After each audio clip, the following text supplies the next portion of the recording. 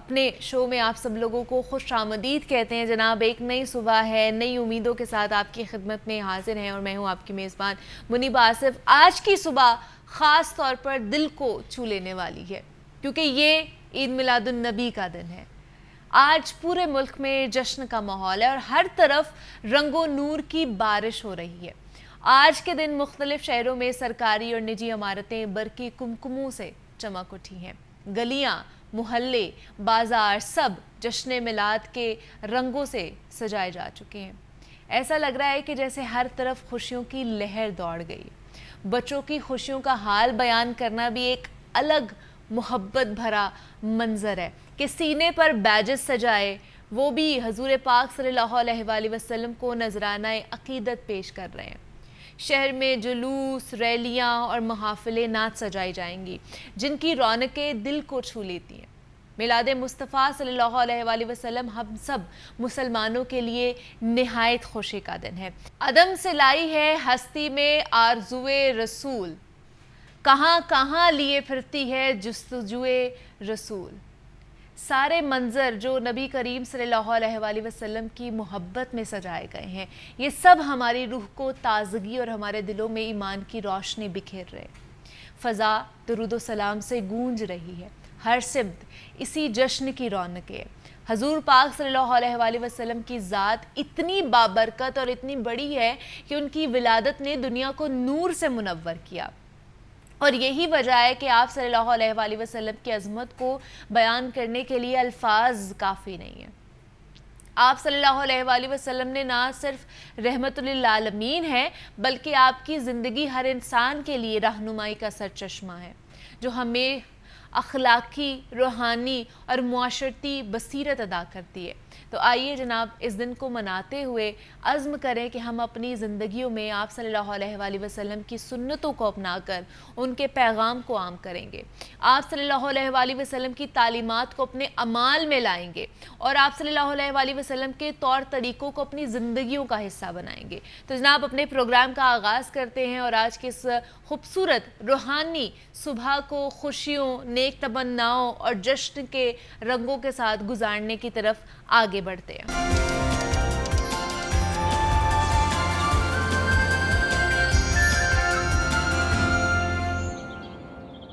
और जनाब अब प्रोग्राम में आगे बढ़ते हैं, कुछ किताबों के हवाले से बात कर लेते हैं। तो आज आपका तारुफ जिस सीरत नबी की किताब से हम करवाने जा रहे हैं इस लिहाज से मुनफरिद है क्योंकि इसमें हजूर पाक सल्लल्लाहु अलैहि वसल्लम की हयात को बाकायदा कुरान के रेफरेंसेस के साथ पेश किया गया है। नहायत ही आसान ज़ुबान में लिखी ये किताब हजूर पाक सल्लल्लाहु अलैहि वसल्लम की पूरी उसवा हुस्ना के तमाम बुनियादी चीज़ों को खूबसूरती के साथ नुमाया करती है। ये किताब ना सिर्फ आपके लिए बल्कि आपके बच्चों के लिए भी एक मशअल राह साबित हो सकती है जो उसके ज़रिए नबी करीम सल्लल्लाहु अलैहि वसल्लम की ज़िंदगी के तमाम तर पहलुओं को तफसील से जान सकते हैं। तो आइए फिर सुन लेते हैं कि ये किताब में क्या क्या चीज़ें जो हैं हमें बताई जा रही हैं। आज हम आपके सामने जिस किताब का तारुफ़ करवा रहे हैं उस किताब का नाम है उसवे रसूल अकरम सल्लल्लाहु अलैहि वसल्लम। ये किताब एक बहुत बड़े सूफ़ी जनाब डॉक्टर अब्दुल हई आरिफ़ी साहब रहमतुल्लाह अलैह ने लिखी है। ये किताब दरअसल हमें हज़ूर पाक सल्लल्लाहु अलैहि वसल्लम की ज़िंदगी के बहुत से नुमायाँ पहलुओं से मुतारफ़ करवाती है। सबसे पहले तो ये बताती है कि आप अलैहिस्सलातु वस्सलाम के अखलाक कैसे थे। उसमें आपका जो रोज़मर्रा का मुलाकात का अंदाज़ था, उठने बैठने का अंदाज़ था, आपका जो लाइफ स्टाइल था, ये भी इस किताब में डिस्कस किया गया है। ये किताब इसके साथ साथ रसूलुल्लाह सल्लल्लाहु अलैहि वसल्लम की ज़िंदगी की जो रोज़मर्रा की आदतें हैं, आपका खाने पीने का अंदाज़, पहनने ओढ़ने का अंदाज़, चलने फिरने का अंदाज़, इन सारी चीज़ों को हमारे सामने बड़ा वजाहत के साथ और बहुत खोल कर रखती है। इसके साथ अगर हम देखें तो इंसान की जो रोज़मर्रा की ज़रूरियात हैं, सफाई सुथराई के मामलात हैं, तहारत के, लिबास के, उस हवाले से भी आप अलैहिस्सलातु वस्सलाम के जो मामूलात ज़िंदगी हैं वो ये किताब हमारे सामने रखती है। इसके अलावा जब हम इस किताब को देखते हैं तो रसूलुल्लाह सल्लल्लाहु अलैहि वसल्लम का इबादत का अंदाज़ क्या था, आप नमाज कैसे पढ़ते थे, आप तिलावत कैसे करते थे, आप तस्बीहात कौन कौन सी किया करते थे, आप अलैहिस्सलातु वस्सलाम किन मौक़े पर कौन सी सूरतों की तिलावत करते थे, ये भी इसके अंदर बड़ा वजाहत के साथ बयान किया गया है। इसके साथ अगर हम देखें तो मस्जिद में आने जाने के आदाब, उसकी सफाई सुथराई और नमाज कैसे पढ़ी जाती है, उसका तरीक़ा क्या होता है, सफ़ों में कैसे खड़े होते हैं। आप अलैहिस्सलातु वस्सलाम की रमज़ान मुबारक की मुनासबत से अगर हम देखें तो आप रमज़ान कैसे गुजारते थे, आप रोज़ा कैसे रखते थे, आप तरावीह कैसे पढ़ा करते थे और इसमें आपका अंदाज़ क्या था। और इसके अलावा मुआमलात, ये चूँकि आजकल की हमारी ज़िंदगी का सबसे कमज़ोर पहलू है कि मुसलमान होने के बावजूद हमारे मामलात में वो सफाई बाकी नहीं रही जो एक ज़माने में मुसलमानों का तुर्रे इम्तियाज़ हुआ करती थी। इसी मुनासबत से इसमें एक बाब मामलात का रखा गया है कि रसूलुल्लाह सल्लल्लाहु अलैहि वसल्लम अपने लेन देन कैसे करते थे, कसब माश का आपका तरीक़ा कैसा था, आप तिजारत के अंदर कैसे थे और दोस्तों और अहबाब के साथ कैसा सलूक किया करते थे। आप सल्लल्लाहु अलैहि वसल्लम ने जब किसी का कर्ज़ वापस करना होता था तो उसमें आपका अंदाज़ कैसा था और कर्ज़ के बारे में मजमूई तौर पर रसूलुल्लाह सल्लल्लाहु अलैहि वसल्लम किस रवैये के हामिल थे। ये सारी बातें इसके तीसरे बाब में जो मामलात से मुताल्लिक़ है बयान की गई हैं। चौथे बाब में मुआशरत पर रोशनी डाली गई है। मुआशरत का माना होता है रहन सहन, कि रोज़मर्रा इंसान जहाँ ज़िंदगी बसर कर रहा होता है उसके कुछ आदाब और कुछ एटिकेट्स होते हैं जिनकी तालीम दी है इस्लाम ने भी और ख़ुद रसूलुल्लाह सल्लल्लाहु अलैहि वसल्लम ने उन पर अमल करके हमें दिखाया भी है। तो चौथे बाब में इस हवाले से हमारी रहनुमाई की गई है लिबास और उसके साथ साथ ये मुआशरत के हवाले से, और फिर ये कि मज़लूम की मदद कैसे की जाती है। मुआशरे के अंदर अगर कोई जुल्म ज़्यादती परवान चढ़ रही हो तो उसके हवाले से रसूलुल्लाह सल्लल्लाहु अलैहि वसल्लम का तर्ज़ कैसा था। इसके अलावा अखलाकियात के कौन कौन से अखलाक हैं जो इंसान को इख्तियार करने हैं और किन अखलाक से इंसान को परहेज़ करना है, ये भी इसके अंदर बड़ी वजाहत के साथ बताया गया है। इसी तरह इसके सेकंड लास्ट चैप्टर में निकाह और शादी ब्याह से मुताल्लिक़ जो सुन्नतें हैं वो बयान की गई हैं और ज़ाहिर है कि इसमें निकाह के हवाले से जो मसनून आमाल हैं उन पर रोशनी डाली गई है और रसूलुल्लाह सल्लल्लाहु अलैहि वसल्लम ने अपनी साहबजादियों के निकाह के वक़्त जो तरीक़ा इख्तियार फरमाया उसकी भी। और आखिरी चैप्टर में इंसान ज़ाहिर है कि कमज़ोर है, बीमार भी होता है, सेहतमंद भी होता है, तो मरीज़ और मर्ज़ और इयादत के हवाले से जो अहकाम हैं, जो फ़ौत हो जाए उसके हवाले से शरीयत ने दूसरों की ताज़ियत और उनको तसल्ली देने के हवाले से जो हिदायत दी हैं वो भी बयान की गई हैं। तो उसवे रसूल अकरम रसूलुल्लाह सल्लल्लाहु अलैहि वसल्लम की ज़िंदगी के अखलाक़ी, मामलाती और मुआशरत के हवाले से जो पहलू हैं उनके बारे में हमारी रहनुमाई करती है। और यकीनन अगर हम इस किताब को दिल के साथ पढ़ें, इस नीयत के साथ कि हम इसे अपनी ज़िंदगी में जगह देंगे, तो इंशाअल्लाहुल अज़ीज़ ये किताब हमारे लिए हमारी ज़िंदगी को बेहतर बनाने में बहुत मुआविन और मददगार साबित होगी।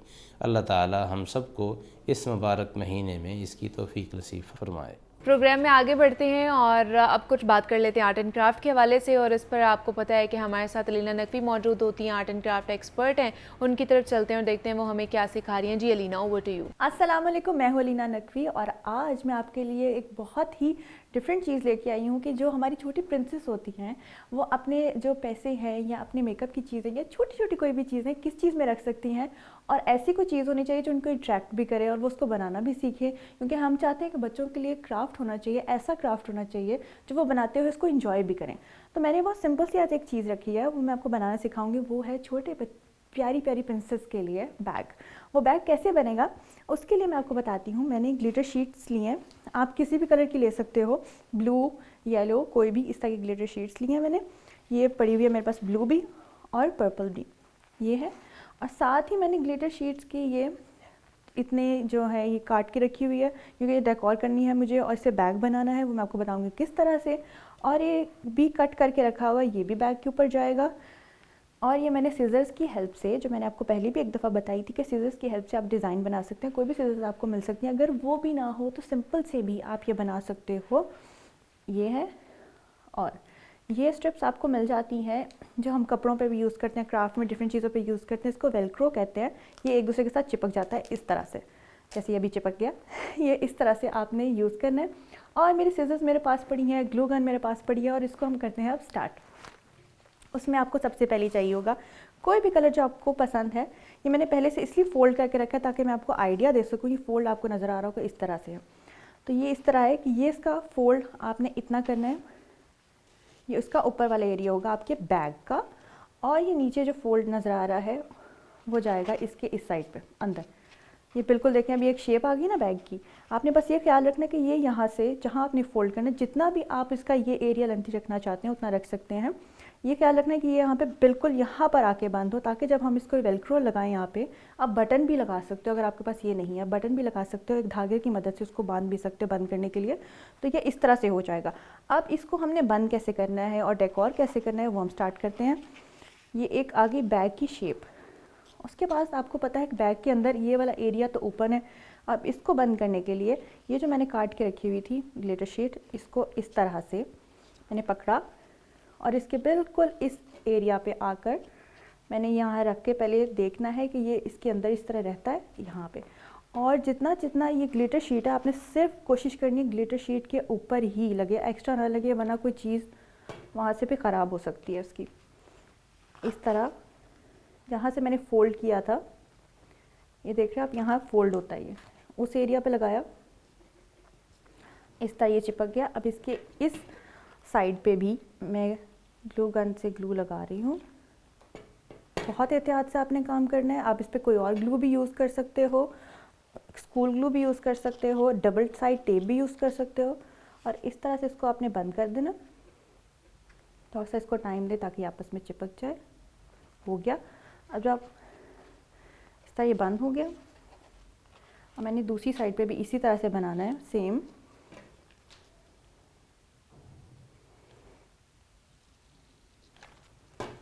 पहले ही लगा लूँगी।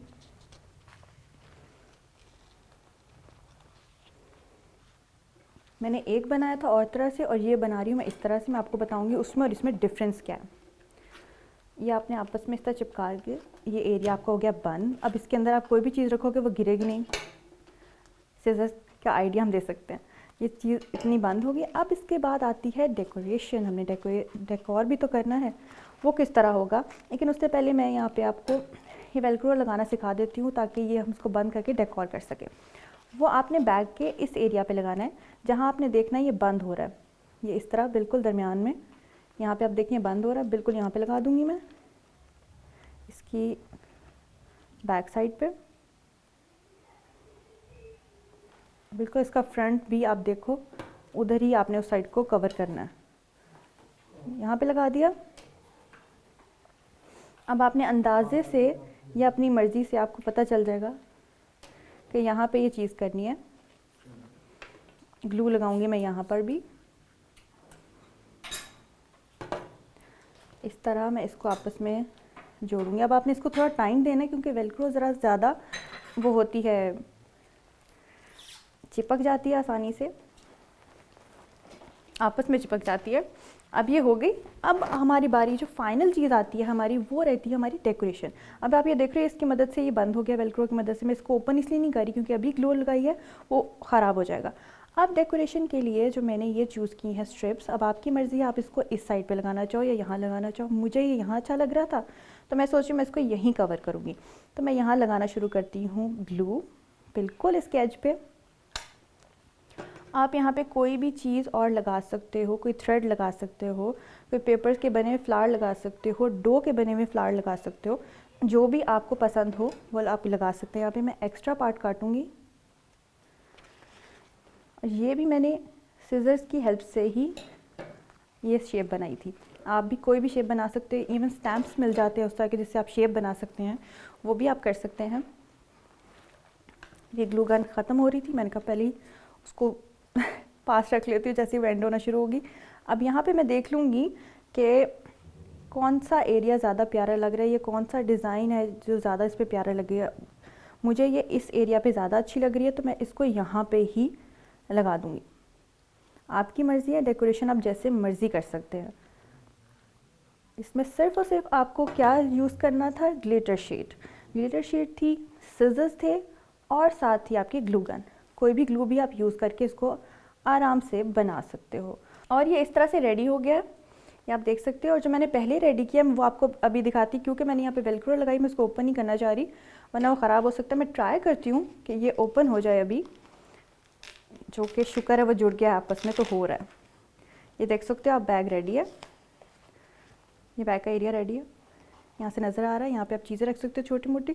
अब ये मैंने डिफरेंट इसलिए बनाया कि ये छोटी चीज़ें रखने के लिए हो सकता है, और जो दूसरा है वो मैं आपको बताती हूँ वो इससे अलग थोड़ा सा क्यों है। वो है ये जो मैंने पहले से बना कर रखा था, उसमें आपकी ज़्यादा बड़ी और चीज़ें आ सकती हैं आराम से। इसको भी वेलक्रो लगी हुई है, ये इस तरह से। इसमें ज़्यादा स्पेस है, वो थोड़ा छोटा है, उसमें थोड़ी स्पेस है और इसमें ज़्यादा स्पेस है। अभी आप देख सकते हो स्पेस भी है, आप चीज़ें भी रख सकते हो। ये इस साइड पे लगा हुआ है, यहाँ से अंदर है, तो ये बहुत ही स्पेस क्रिएट करता है। अगर आप इसको उल्टा लगाते हैं, जैसे मैंने इसको ये लगाया, तो स्पेस कम हो जाती है आपकी। तो ये आप इतने आराम से आसानी से घर पे छोटी प्रिंसेस के लिए बैग्स बना सकते हैं। अब आपकी क्रिएटिविटी है कि आप इसके ऊपर कोई और चीज़ भी लगाना चाहते हो, थ्रेड लगाना चाहते हो, क्रिस्टल लगाना चाहते हो, कुछ भी लगाना चाहते हो लगा सकते हो। मुझे तो यही इसी तरह अच्छा लग रहा था। मुझे उम्मीद है कि आपको ये छोटे छोटे 2 बैग्स बहुत ज़्यादा पसंद आए होंगे और आप इसको ट्राई भी करेंगे। आज के लिए सिर्फ इतना ही। सी यू नेक्स्ट टाइम। अल्लाह हाफ़िज़। मज़ीद भी बात करेंगे अपने प्रोग्राम में, लेकिन यहाँ पर एक छोटी सी ब्रेक लेते हैं। मिलते हैं इस ब्रेक के बाद।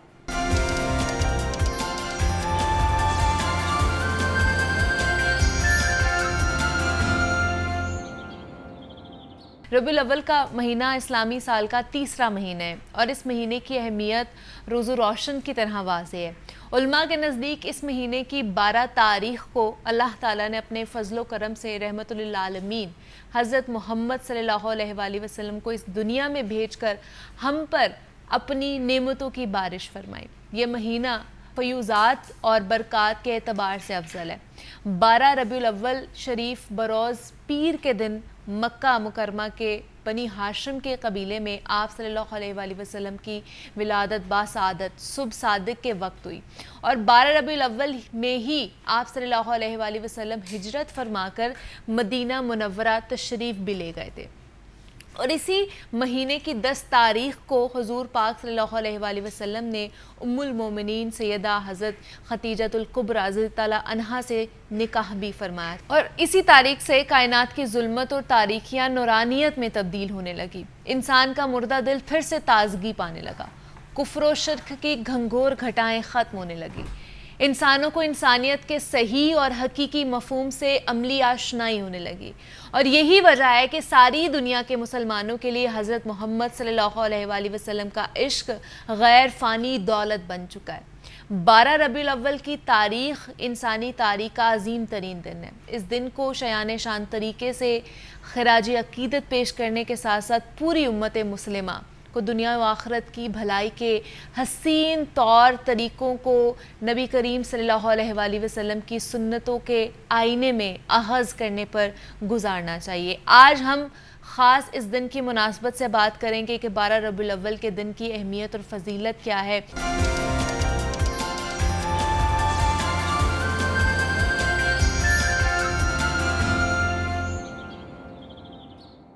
और जनाब प्रोग्राम में आगे बढ़ते हैं और क्योंकि आज 12 रबीउल अव्वल है, इस पे बात करने के लिए हमारे साथ डॉक्टर पीर तारिक शरीफ ज़ादा साहब मौजूद हैं, मारूफ सीरत स्कॉलर हैं और आज का दिन इतना बरकतों वाला दिन है, रबीउल अव्वल है और इसके ऊपर उनसे बेहतर मेरे ख्याल से बात कोई नहीं कर सकता था।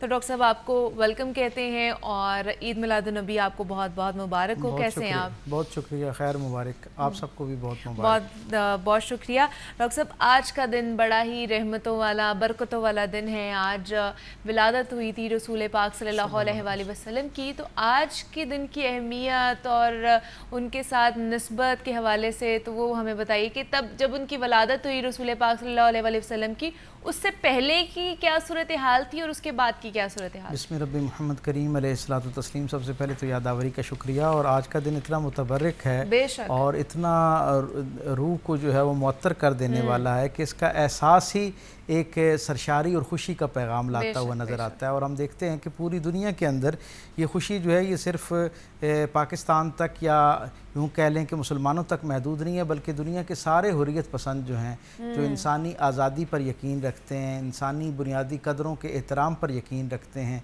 अमन पे यकीन रखते हैं, बामी मोहब्बत और हुस्न सलूक पर यकीन रखते हैं, उन सब के लिए खुशी का दिन है।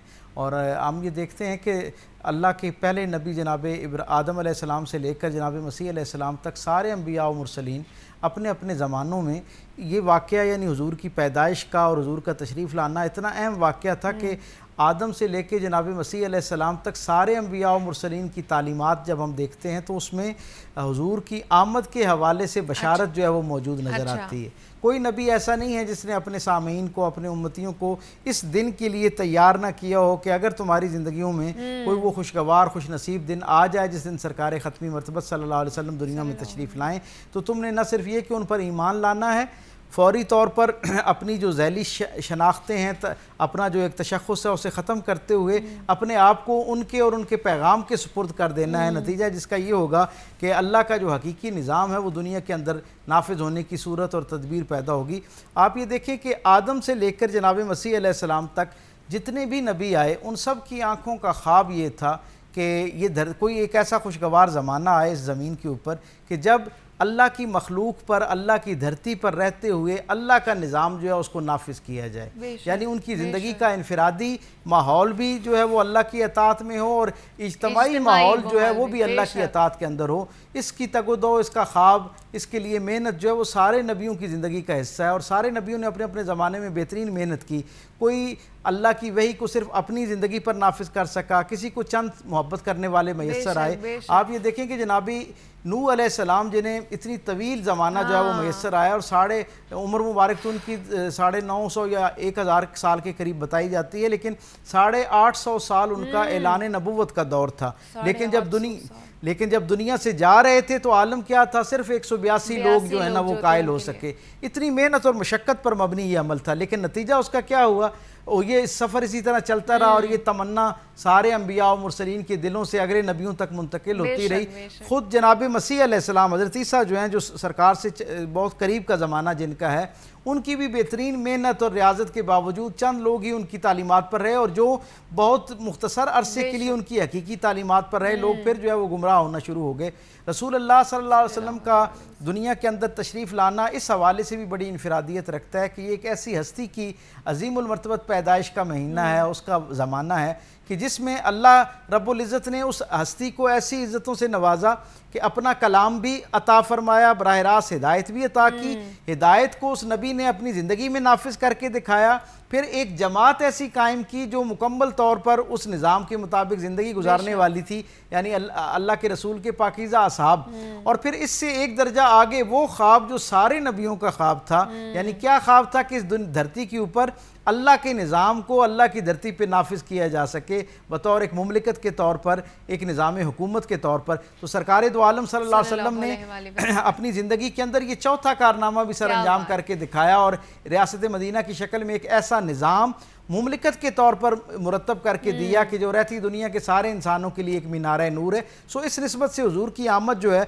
और फिर हुजूर की आमद का अहवाल ये है कि हुजूर जिस साल के अंदर तशरीफ़ लाए उसे आमुल फील कहा जाता है, यानी वो अब्रहा की क़यादत के अंदर हाथियों का एक लश्कर जिसने खाना काबा के ऊपर जो है ना वो हमला किया। आप देखें खाना काबा की अव्वलीन तामीर जो है वो फरिश्तों से करवाई गई, फिर आदम अलैहिस्सलाम को बताया गया, उन्होंने गोया पहले इसकी ज़ाहिरी है की। तो ये हर ज़माने के लोगों के लिए एक मुक़द्दस इबादतगाह का तसव्वुर रखता था ये मकाम। और सारी गुमराही के बावजूद कोई ज़माना ऐसा नहीं था कि किसी ने काबे के साथ बराह रास्त बेहुरमती का जुर्रत करने की कोशिश की हो। ये पहली मर्तबा हुआ था कि आप ये देखिए ना कि अब्रहा जो है वो काबे को यानी अल्लाह की निशानी को गिराने के लिए जो है वो आ रहा है। ये अरबों के यहाँ नहीं बल्कि पूरी इंसानी तारीख में सबसे अजीब व गरीब वाक़या था कि अल्लाह के घर की वो अलामत जिसके साथ वक्त के तकाज़ों के तहत बहुत सारी गुमराही जिसके अंदर आ गई, वहाँ इसमें कोई शुबा नहीं कि वहाँ शिरक हो रहा था और बहुत सारी अल्लाह की नापसंदीदा जो बातें हैं उनका ज़हूर वहाँ पर रिवाज पा चुका था। लेकिन काबतुल्लाह की हुर्मत या उसका तकद्दुस जो ज़हन में था वो हर ज़माने के लोगों के दिलों के अंदर रहा। ये पहला मौका था कि एक आदमी पूरी फोर्स लेकर तैयारी के साथ एहतमाम और तरबियत प्लानिंग के साथ जो है अल्लाह के घर को, अल्लाह की आखिरी निशानी को भी गोया मिटाने के लिए आ रहा था। अब ये ज़माना ऐसा था, इमाम कर्तबी अलैहिर्रहमा लिखते हैं कि गोया इंसानों की अल्लाह से बगावत इतनी बुलंद दर्जे पे चली गई थी, इंसान इतने ज़्यादा बेबाक हो चुके थे कि आलम ये हो गया कि अब वो अल्लाह के घर की इस निशानी को भी गिराने के दरपे हो गए। उस महीने उस साल के अंदर फिर अल्लाह रब्बुल इज़्ज़त ने से लाजिम करार दे दिया कि अगर कुफ्र जो है, जो ताऊत है, वो इस आला दर्जे पे चला गया है तो फिर उसके बिलमुकाबिल रहमानी कुव्वतों को भी अपनी पूरी तवानाई के साथ मैदान में उतरना चाहिए। और अल्लाह की रहमानी कुव्वतों का सबसे बेहतरीन इस्तारा सरकार दो आलम सल्लल्लाहु अलैहि वसल्लम की ज़ात हो सकती है। इसलिए आप आए, आप ज़रा उस ज़माने का अहवाल तसव्वुर करें कि ये ज़माना कैसा है। रसूल अल्लाह सल्लल्लाहु अलैहि वसल्लम की निस्बत से मैं हमेशा ये कहा करता हूँ कि अल्लाह ने इंसानी तारीख़ के सबसे बदतरीन मुआशरे को अपना सबसे बेहतरीन रसूल अता किया है। आप ये देखें कि वो मुआशरा हुजूर ने कैसी बेहतरीन मिसालें कायम की हैं। ये वो मुआशरा है जो जिसके अंदर झूठ पर और मकारी पर फ़ख्र किया जाता है। जो जितना बड़ा ओहदे पर है, जितना ज़्यादा मौसर आदमी है मुआशरे का, वो इतना ज़्यादा झूठा शुमार किया जाता है और मशहूर होता है और उस पर फ़ख्र करता हुआ नज़र आता है। झूठों के उस यानी इंसानी अखलाकी कदरों के पस्त तरीन मुआशरे के अंदर आने वाले रसूल की शनाख्त क्या है कि आपको दुनिया सादिक और अमीन कह के पुकार रही है। आपके अपने नाम से कम लोग जानते हैं और सादिक और अमीन के नाम से आपको ज़्यादा जानते हैं। अब तसव्वुर करें, आलम यह है कि ग़ुलामों का हाल ये है कि उनकी ज़िंदगी इतनी तंग कर दी गई है कि कोई ग़ुलाम अपने घर से अपने बच्चे को निकालने से पहले 10 दफ़ा गली में देखता है कि कहीं मेरा मालिक जो है वो तो गली से नहीं गुजर रहा, किसी और कबीले का सरबराह तो गली से नहीं गुजर रहा, कहीं ऐसा ना हो कि मेरा बच्चा बाहर निकले और अपनी मासूमाना अंदाज में कोई ऐसी बात कर बैठे, कोई ऐसी हरकत कर बैठे, कोई ऐसा जेस्चर दे दे कि जिससे जो है एक मुखालफत पैदा हो जाए और पता चले कि वो हमेशा के लिए हमारे पूरे ख़ानदान के एक वबाल का ज़रिया बन जाए। और आलम यह है कि लोग अपने ग़ुलाम जो हैं वो अपने मालिकों के सामने उनकी बात के दौरान उनकी बात में लुकमा नहीं दे सकते। बात अगर कोई बंदा बात उसमें इंटरप्ट कर दिया था तो पता है उसकी सज़ा क्या थी कि उसका नाक काट दिया जाता, ताकि बाकी सारी ज़िंदगी दुनिया में जहाँ वो जाए लोगों को एक तो पता चले कि ये ग़ुलाम था, गुलाम है, और दूसरा ये अलामत है कि इसने बेबाकी का मुजाहरा किया, इसने अपने मालिक की बात जो है वो काटने की कोशिश की है। ये तो चलो गुफ्तगू की हालत है ना, गुलामों को सर पे बाल रखने की इजाज़त नहीं थी। यानी ये कहा जाता था कि बाल इसलिए नहीं रखने कि कोई दूर से अजनबी आदमी अगर आए तो उसे पता चल सके कि दोनों में से मालिक कौन है और गुलाम कौन है। यानी ज़हनी तौर पर इतना पस्त मुआशरा था। और साए के होने के बावजूद अगर मालिक मौजूद है तो गुलाम को साए में खड़े होने की इजाज़त नहीं थी, ताकि दूर से आने वाला शनाख्त कर सके। ये जो एक जहालत पर मबनी एक जाहिलाना सा इम्तियाज़ है गुलाम और मालिक के दरमियान, वो कायम रहे, वो धूप के अंदर खड़ा और वहाँ। और फिर ये तो गुलामों का हाल है ना, कबीलों के सरबराहों के यहाँ पता है किस दर्जे की फ़िक्री पस्ती पाई जाती थी। कोई शख्स कबीले का सरबराह होने के बावजूद अपने दोस्तों की मजलिस में अपने बेटे को चूम नहीं सकता था। अपने बच्चों को चूमना कई महीनों तक गोया अपने आप को एक जिसे कहते हैं ना लाफिंग स्टफ के तौर पे पेश करना था। लोग उसके ऊपर तमस्कर किया करते, मजाक करते और दोस्त उस कबीले के सरबराह को छेड़ते ये बात कह के कि बच्चों को चूमना जो है ये तो माओं की आदत हुआ करती है, बड़ी बहनों का काम हुआ करता है, ये निस्वानी जज्बा है और तुम कैसे शुजात और मर्द हो कि तुम्हें जो है ना ज़रा बाक और ज़रा वो जो है ना एक शर्म महसूस नहीं हुई हमारे सामने तुम बच्चे को चूम रहे हो। वो मुआशरा तसव्वुर करें जहाँ कोई शख्स अपने बच्चे को नहीं चूम सकता था ना, मेरे करीम आका ने उसी मुआशरे में दुश्मन के बच्चों को चूम के दिखाया। वो मुआशरा जहाँ पर बेटी की पैदा होने की खबर जो है सुनते ही उसको छुपा लिया जाता और उसको जिंदा दरगोर कर दिया जाता, उससे पूछे बगैर, उसे समझे बगैर, 1 दिन की बच्ची, 2 दिन की बच्ची, चंद घंटों की बच्ची, उसे मट्टी के गड़े का सुपुर्द कर दिया जाता सिर्फ इसलिए कि ये हमारी कहीं जो है ना वो इज्जत में कमी ना आ जाए। वो बेटी के पैदा होने को अपने लिए शर्मिंदगी का बायस समझते थे, इज्जत में कमी का बायस समझते थे। तसव्वुर करें उसी मुआशरे के अंदर जहाँ बेटी की इस दर्जे की एहानत और बेहुरमती हो रही होती, उस मुआशरे के अंदर मेरे करीम आका ने अपनी साहबजादी के साथ कैसा इज्जत और एहतराम वाला मामला करके फरमाया। तारीख में तसव्वुर करें, आज भी ये बड़ी खुशाइंद बात लगती है और अनहोनी बात लगती है कि कोई बाप उठ के अपनी बेटी का एहतराम करे, इकराम करे, इस्तकबाल करे, अपनी जगह पर उसको बिठाए। तारीख ये बताती है कि अरबों के उस मुआशरे में जहाँ बेटियों का तसव्वुर ही शर्मिंदगी का बायस था, मेरे करीम आका अपनी मकाम से उठते। हज़रत उम्मे सलमा रज़ी अल्लाह ताला अन्हा फरमाती हैं कि मेरे करीम आका की ज़िंदगी में मैंने ये मामूल देखा कि कभी ऐसा नहीं हुआ कि जनाब सैयदा फ़ातिमा ज़हरा सलामुल्लाह अलैहा तशरीफ़ लाई हों और हुजूर ने उठकर उनका इस्तकबाल ना किया हो। और आप फरमाती हैं कि मैंने कभी नहीं देखा कि हज़रत फ़ातिमा जब तक न बैठी हों उस वक्त तक उससे पहले सरकार बैठ गई। तो हुजूर इस दर्जे की मोहब्बत जो है, ये सारे रवैये जो खालिसतन गैर इंसानी रवैये बन चुके थे, वो पूरे का पूरा मुआशरा जो खालिसतन गैर इंसानी रिवायात, गैर तहजीबी जो जिसे हम कह सकते हैं इस्तारों पर मबनी एक मुआशरा था, सरकार दो आलम सल्लल्लाहु अलैहि वसल्लम ने उसको कैसी आला अरफा इंसानियत की महराज अता फरमाई कि रहती दुनिया के सारे इंसानों के लिए उस ज़माने को, उस मुआशरे को, उस मुआशरे के रसूम व रिवाज को बेहतरीन रसूम व रिवाज और बेहतरीन मुआशरा करार दे दिया गया।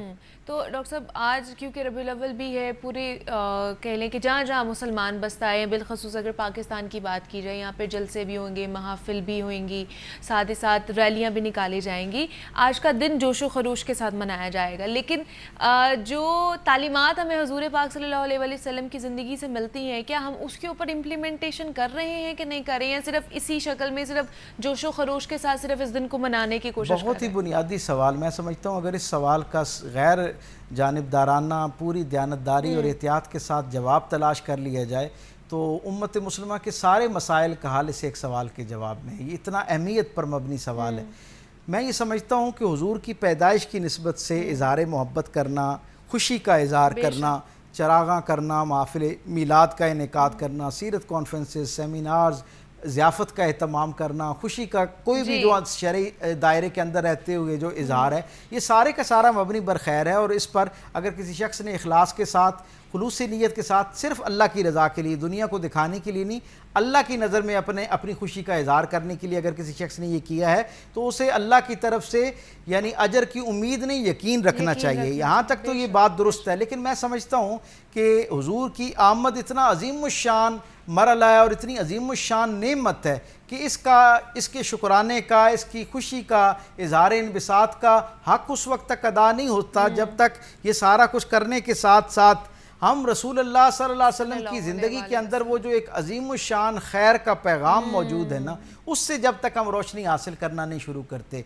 मैं ये समझता हूँ कि ये सारा अमल भी बेशक जारी रखें, लेकिन अगर रोज़ाना की बुनियाद पर हम सब अपने अपने आप को अपने सामने खड़ा करें और पूरी दयानतदारी से ये देखें कि वो कौन सी एक आदत हमारी ज़िंदगी का, कौन सा एक ऐसा मामूल है जो सरकार दो आलम सल्लल्लाहु अलैहि वसल्लम की तालीमात के ख़िलाफ़ है, तो हम रोज़ाना की बुनियाद पर एक उस खामी को अपने ज़िंदगी से निकालना शुरू कर दें और हुजूर की पाकीज़ा सुन्नतों, आदात करीमा में से कोई ना कोई एक खूबसूरत आदत रोज़ाना उसे अपनी ज़िंदगी में शामिल करना शुरू कर दें। तो सिर्फ इन 30 दिनों के इख्तिताम पर पहुँचने से पहले मैं ये समझता हूँ कि यकीन माने आपको अपने आप से खुशबू आना शुरू हो जाएगी और ये खुशगवार तब्दीली जो आपकी ज़िंदगी में आएगी, इसका एहसास आपके गिरदो पेश के जो लोग हैं उन तक भी पहुंचना शुरू हो जाएगा। क्योंकि मेरे करीम आका का पैगाम इतना सरापा रहमत है, इतना सरापा शफकत है और इतना सरापा जिसे कहते हैं ना खैर पर मबनी है कि उसका इजहार जो है हमारी ज़िंदगियों को तो मुअत्तर करता ही करता है, पूरे मुआशरे के लिए खैर का ज़रिया बन जाया करता है। बेशक बेशक।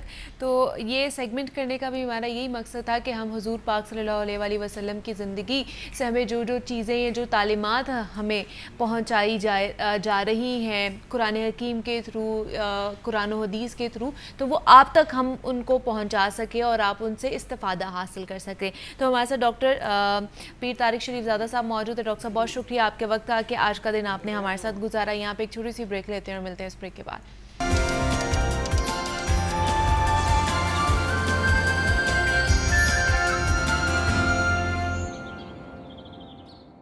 वेलकम बैक टू जागो लाहौर। और जनाब, बहुत से लोग मुख्तलिफ मसाइल को डॉक्टर के सामने तो रखते हैं, लेकिन मुतल्लिका डॉक्टर से रुजू नहीं करते हैं। हड्डियों, जोड़ों और पट्ठों की तकलीफ़ का मौसर तरीका इलाज हम किसी डॉक्टर से नहीं करवाते हैं, बल्कि या फिर किसी पहलवान के पास चला जाता है कोई, या कोई जराह के पास चला जाता है, या ख़ुद ही कोई पहलवान बनकर अपना इलाज कर रहा होता है। आजकल बेशुमार अफराद गर्दन, कमर और जोड़ों के दर्द में मुब्तला हो रहे हैं, और इसकी एक अहम वजह ज़्यादा बैठे रहना, ऑयली ग़िज़ाओं का इस्तेमाल भी है। और हम में से बहुत से लोगों को ये नहीं पता होता कि जनाब आपने सोना कैसे है या आपके बैठने का पोस्चर कैसा होना चाहिए। इन वजूहात की वजह से भी ये मसाइल जन्म लेते हैं। इन तमाम मसाइल का हल कैसे मुमकिन है और किस तरह हम अपनी जिस्मानी सेहत को बेहतर कर सकते हैं, और हड्डियों की मुख्तलिफ बीमारियों के मुतालिक आगाही ना होना भी इन मसाइल को बढ़ाने के मुतरादिफ है। तो आर्थराइटिस क्या है, आज हमने इसके ऊपर बात करनी है। और इस पे बात करने के लिए आर्थराइटिस होता क्या है और इसकी वजूहात क्या हैं, इस पर बात करने के लिए हमारे साथ डॉक्टर फैसल मसूद मौजूद हैं स्टूडियोज़ में, जो कि MS में हॉस्पिटल हैं और ऑर्थोपेडिक सर्जन भी हैं। डॉक्टर साहब, आपको वेलकम कहते हैं जागो लाहौर में। कैसे हैं आप? अल्लाह का शुक्र, thank you very much. Doctor साहब, आज हमने आर्थराइटिस के हवाले से, या जिसको गेंठिया भी कहा जाता है, उसके हवाले से हमने बात करनी है। सबसे पहले तो ये बताइए कि ये होता क्या है एक्चुअली, पर्टिकुलरली ये है क्या, बिकॉज़ बहुत से लोग कंफ्यूज हो जाते हैं इन तमाम तर चीज़ों में। देखिए, आर्थराइटिस कोई भी चीज़, कंडीशन जिसमें जोड़ों के अंदर सोजन और दर्द पैदा हो जाए, उसे आर्थराइटिस कहते हैं। अच्छा। अगर सिर्फ दर्द हो तो उसे आर्थरेल्जिया कहते हैं। अच्छा। और अगर उसके साथ सोजन भी हो और ये बार बार हो, दर्द नेचुरली साथ हो, तो इसको आर्थराइटिस कहते हैं। और हमारे यहाँ बहुत सारी जो कुछ इसके बारे में ऐसी इंफॉर्मेशन, डिसइंफॉर्मेशंस भी हैं। बहरहाल ये एक बहुत ही इंपॉर्टेंट टॉपिक है। अच्छा, लेकिन फिर इसकी वजूहात क्या हैं, होता क्यों है ये? देखिए, इसमें इसकी इकसाम है। सबसे पहले तो है कि जो मोस्ट कॉमन काज है वो है ऑस्टियोआर्थराइटिस, जिसको जोड़ों का खिंचाव कह देते हैं।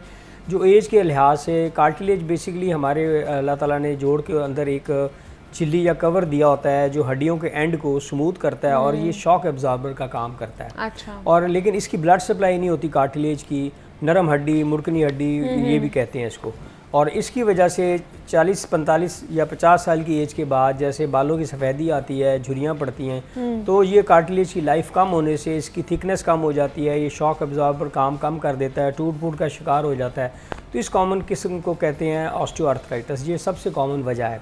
दूसरी हो सकती है जो है ना, इनको जिसको गेंठिया कहते हैं, रूमेटाइड आर्थराइटिस।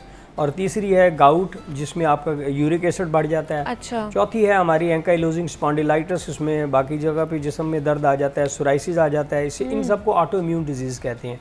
ऑटो इम्यून क्या है कि यानी आपका ही जिस्म का मुदाफ़ती निज़ाम आपके बॉडी टिश्यूज़ को टारगेट कर लेता है। फिर अगला आर्थराइटिस है सेप्टिक आर्थराइटिस, जोड़ों में इन्फेक्शन हो जाती है और किसी भी वजह से रेशा पड़ जाता है, वो भी एक आर्थराइटिस है। फिर आखिरी कंडीशन है जिसको कहते हैं कि रिएक्टिव आर्थराइटिस।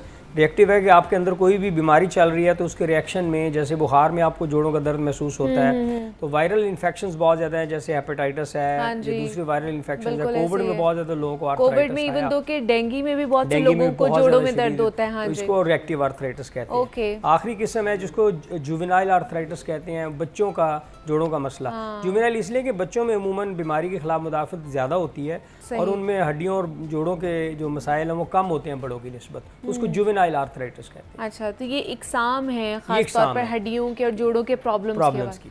सही। अब हम देखते हैं 1 बाय 1 कि इनमें क्या वजह है। हर एक की वजह हो सकती है। मसलन ऑस्टियोआर्थराइटिस में सबसे बड़ी वजह एजिंग के अलावा आपकी विरासत है कि अगर आपके माँ बाप में है तो फिर आप में भी आएगा, तो वो तो हम नहीं मॉडिफाई कर। तो इसको हम ऐसे कहते हैं modifiable risk, non modifiable. Okay. मतलब फीमेल्स में बहुत ज़्यादा इम्कान हैं आर्थराइटिस के, ये नॉन मॉडिफाइबल रिस्क है मेल्स की निस्बत। मेल्स में ऑस्टियोआर्थराइटिस के अलावा आपका जो पोस्ट ट्रॉमेटिक आर्थराइटिस, चोट के बाद, क्योंकि उनकी आउटडोर एक्टिविटी ज़्यादा होती हैं और वज़न उठाने का काम, बार बर्दारी, ये चीज़ें ज़्यादा होती हैं, स्पोर्ट्स में ज़्यादा होते हैं, तो इसलिए इनमें जो पोस्ट ट्रॉमेटिक आर्थराइटिस वो मेल्स में ज़्यादा होता है। स्मोकिंग बहुत बड़ा फैक्टर अदा करती है। हमारे बहुत सारे लोग इसको वेटेज नहीं देते हैं। हमारे दिल में कैंसर तो डाला जाता है, हार्ट का मसला तो डाला जाता है।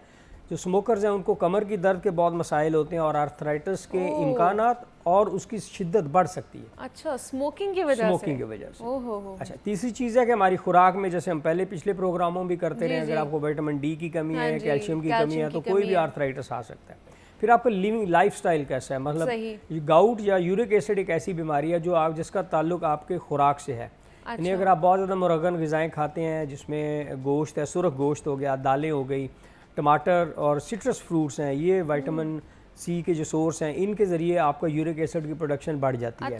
कुछ अद्वियात हैं जिनके इस्तेमाल से, जैसे कैंसर कीमोथेरेपी वालों में यूरिक एसिड बहुत ज़्यादा हाई होता है। पानी की कमी बहुत बड़ी रीज़न है आर्थराइटिस की और ख़ास तौर पे यूरिक एसिड की, जिससे में बन रहा है यूरिक एसिड बिल्कुल निकल नहीं पा रहा क्योंकि आपके अंदर पानी पीने की सलाहियत कम है या पानी पी नहीं सकते।